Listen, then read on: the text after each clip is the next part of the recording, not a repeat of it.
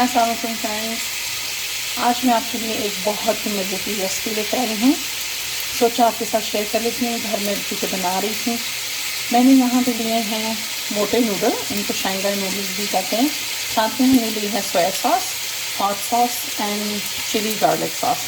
इसकी सारी क्वांटिटी मैं इंशाल्लाह आपको डिस्क्रिप्शन में बता दूँगी। साथ ही मैंने यहाँ पे लिया है चिकन बोनलेस, उसके लंबे लंबे स्ट्रिप्स काट लिए और उसको इस तरह से सौटे कर रही हूँ।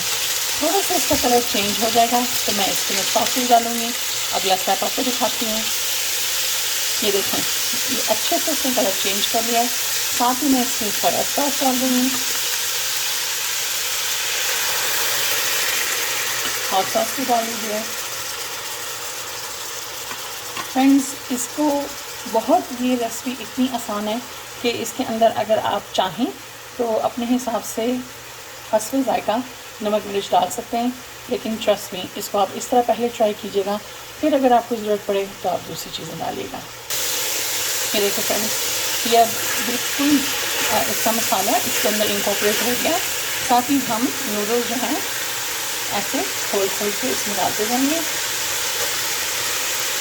ज़्यादा फिक्र वाली बात नहीं है कि नूडल्स इसके अंदर जब गर्म होंगे तो खुद ब खुद भी खुल जाएंगे।